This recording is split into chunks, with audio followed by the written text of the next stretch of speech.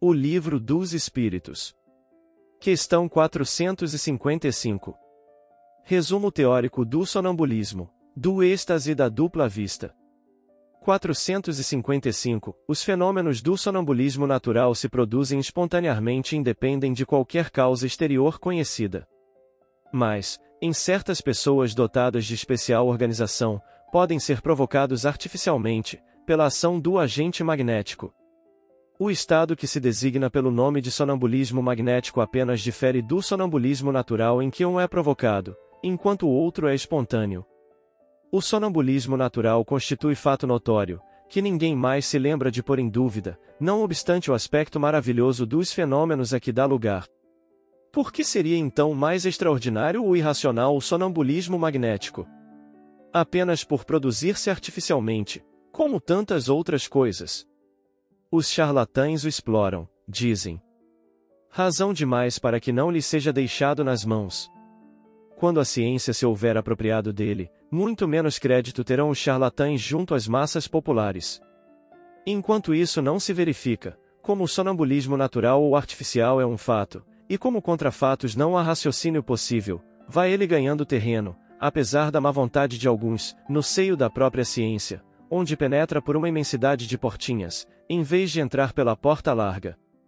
Quando lá estiver totalmente, terão que lhe conceder direito de cidade.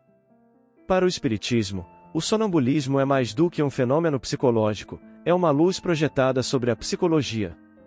É aí que se pode estudar a alma, porque é onde esta se mostra a descoberto.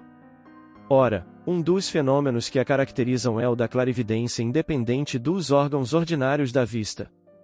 Fundam-se os que contestam este fato em que o sonâmbulo nem sempre vê, e à vontade do experimentador, como com os olhos. Será de admirar que difiram os efeitos, quando diferentes são os meios. Será racional que se pretenda obter os mesmos efeitos, quando há e quando não há o instrumento. A alma tem suas propriedades, como os olhos têm as suas. Cumpre julgá-las em si mesmas e não por analogia. De uma causa única se originam a clarividência do sonâmbulo magnético e a do sonâmbulo natural. É um atributo da alma, uma faculdade inerente a todas as partes do ser incorpóreo que existe em nós e cujos limites não são outros senão os assinados à própria alma. O sonâmbulo vê em todos os lugares aonde sua alma possa transportar-se, qualquer que seja a longitude. No caso de visão à distância, o sonâmbulo não vê as coisas de onde está o seu corpo, como por meio de um telescópio. Vê-as presentes, como se achasse no lugar onde elas existem, porque sua alma, em realidade, lá está. Por isso é que seu corpo fica como que aniquilado e privado de sensação, até que a alma volte a habitá-lo novamente. Essa separação parcial da alma e do corpo constitui um estado anormal, suscetível de duração mais ou menos longa, porém não indefinida. Daí a fadiga que o corpo experimenta após certo tempo, mormente quando aquela se entrega a um trabalho ativo. A vista da alma ou do espírito não é circunscrita e não tem sede determinada. Eis porque os sonâmbulos não lhe podem marcar órgão especial. Veem porque veem, sem saberem o motivo nem o modo, uma vez que, para eles, na condição de espíritos, a vista carece de foco próprio. Se reportam ao corpo, esse foco lhes parece estar nos centros onde maior é a atividade vital, principalmente no cérebro, na região do epigastro, ou no órgão que considerem o ponto de ligação mais forte entre o espírito e o corpo. O poder da lucidez sonambúlica não é ilimitado. O espírito, mesmo quando completamente livre, tem restringido os seus conhecimentos e faculdades, conforme ao grau de perfeição que haja alcançado. Ainda mais restringidos os tem quando ligado à matéria, a cuja influência está sujeito. É o que motiva a não ser universal, nem infalível, a clarividência sonambúlica. E tanto menos se pode contar com a sua infalibilidade, quanto mais desviada seja do fim visado pela natureza e transformada em objeto de curiosidade e de experimentação. No estado de desprendimento em que fica colocado, o espírito do sonâmbulo entra em comunicação mais fácil com os outros espíritos encarnados, ou não encarnados, comunicação que se estabelece pelo contato dos fluidos, que compõem os perispíritos e servem de transmissão ao pensamento, como o fio elétrico. O sonâmbulo não precisa, portanto, que se lhe exprimam os pensamentos por meio da palavra articulada. Ele os sente e adivinha. É o que o torna eminentemente impressionável e sujeito às influências da atmosfera moral que o envolva. Essa também é a razão por que uma assistência muito numerosa e a presença de curiosos mais ou menos malevolentes lhe prejudicam de modo essencial o desenvolvimento das faculdades que, por assim dizer, se contraem, só se desdobrando com toda a liberdade no meio íntimo ou simpático. A presença de pessoas mal intencionadas ou antipáticas lhe produz efeito idêntico ao do contato da mão na sensitiva. O sonâmbulo vê ao mesmo tempo o seu próprio espírito e o seu corpo, os quais constituem, por assim dizer, dois seres que lhe representam a dupla existência corpórea e espiritual, existências que, entretanto, se confundem, mediante os laços que as unem. Nem sempre o sonâmbulo se apercebe de tal situação e essa dualidade faz que muitas vezes fale de si, como se falasse de outra pessoa. É que ora é o ser corpóreo que fala ao ser espiritual, ora é este que fala àquele. Em cada uma de suas existências corporais, o espírito adquire um acréscimo de conhecimentos e de experiência. Esquece-os parcialmente, quando encarnado em matéria por demais grosseira, porém dele se recorda como espírito. Assim é que certos sonâmbulos revelam conhecimentos acima do grau da instrução que possuem e mesmo superiores às suas aparentes capacidades intelectuais. Portanto, da inferioridade intelectual e científica do sonâmbulo, quando desperto, nada se pode inferir com relação aos conhecimentos que porventura revele no estado de lucidez. Conforme as circunstâncias e o fim que se tem em vista, ele os pode aurir da sua própria experiência, da sua clarividência relativa às coisas presentes, ou dos conselhos que receba de outros espíritos. Mas, podendo o seu próprio espírito ser mais ou menos adiantado, possível-lhe é dizer coisas mais ou menos certas. Pelos fenômenos do sonambulismo, quer natural, quer magnético, a providência nos dá a prova irrecusável da existência e da independência da alma e nos faz assistir ao sublime espetáculo da sua emancipação. Abre-nos, dessa maneira, o livro do nosso destino. Quando o sonâmbulo descreve o que se passa à distância, é evidente que vê, mas não com os olhos do corpo. Vê-se a si mesmo e se sente transportado ao lugar onde vê o que descreve.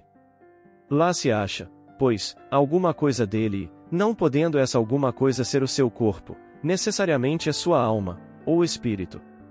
Enquanto o homem se perde nas sutilezas de uma metafísica abstrata e ininteligível, em busca das causas da nossa existência moral, Deus cotidianamente nos põe sob os olhos e ao alcance da mão os mais simples e patentes meios de estudarmos a psicologia experimental. O êxtase é o estado em que a independência da alma, com relação ao corpo, se manifesta de modo mais sensível e se torna, de certa forma, palpável. No sonho e no sonambulismo, o espírito anda em giro pelos mundos terrestres. No êxtase, penetra em um mundo desconhecido, o dos espíritos etéreos, com os quais entra em comunicação, sem que, todavia, lhe seja lícito ultrapassar certos limites, porque, se os transpusesse, totalmente se partiriam os laços que o prendem ao corpo. Cerca-o então resplendente e desusado fulgor, inebriam-no harmonias que na terra se desconhecem, indefinível bem-estar o invade, goza antecipadamente da beatitude celeste e bem se pode dizer que pousa um pé no limiar da eternidade. No estado de êxtase, o aniquilamento do corpo é quase completo. Fica-lhe somente, pode-se dizer, a vida orgânica. Sente-se que a alma se lhe acha presa unicamente por um fio, que mais um pequenino esforço quebraria sem remissão. Nesse estado, desaparecem todos os pensamentos terrestres, cedendo lugar ao sentimento apurado, que constitui a essência mesma do nosso ser imaterial. Inteiramente entregue a tão sublime contemplação, o estático encara a vida apenas como paragem momentânea. Considera os bens e os males, as alegrias grosseiras e as misérias deste mundo quais incidentes fúteis de uma viagem, cujo termo tem a dita de avistar. Dá-se com os estáticos o que se dá com os sonâmbulos, e mais ou menos perfeita podem ter a lucidez e o espírito mais ou menos apto a conhecer e compreender as coisas, conforme seja mais ou menos elevado. Muitas vezes, porém, há neles mais excitação do que verdadeira lucidez, ou, melhor, muitas vezes exaltação lhes prejudica a lucidez.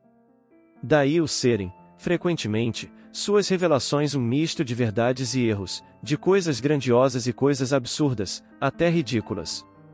Dessa exaltação, que é sempre uma causa de fraqueza, quando o indivíduo não sabe reprimi-la, espíritos inferiores costumam aproveitar-se para dominar o estático, tomando, com tal intuito, aos seus olhos, aparências que mais o aferram às ideias que nutre no estado de vigília. Há nisso um escolho, mas nem todos são assim. Cabe-nos tudo julgar friamente e pesar-lhes as revelações na balança da razão.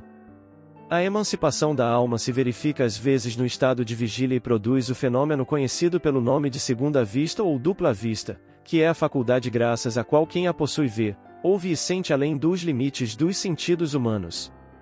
Percebe o que exista até onde estende a alma a sua ação.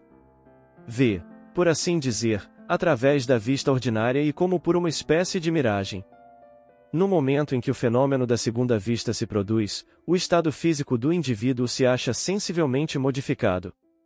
O olhar apresenta alguma coisa de vago. Ele olha sem ver. Toda a sua fisionomia reflete uma como exaltação. Nota-se que os órgãos visuais se conservam alheios ao fenômeno, pelo fato de a visão persistir, malgrado a oclusão dos olhos. Aos dotados desta faculdade ela se afigura tão natural, como a que todos temos de ver. Consideram-na um atributo de seus próprios seres, que em nada lhes parecem excepcionais. De ordinário, o esquecimento se segue a essa lucidez passageira, cuja lembrança, tornando-se cada vez mais vaga, acaba por desaparecer, como a de um sonho. O poder da vista dupla varia, indo desde a sensação confusa até a percepção clara e nítida das coisas presentes ou ausentes. Quando rudimentar, confere a certas pessoas o tato, a perspicácia, uma certa segurança nos atos, a que se pode dar o qualificativo de precisão de golpe de vista moral. Um pouco desenvolvida, desperta os pressentimentos. Mais desenvolvida mostra os acontecimentos que deram ou estão para dar-se.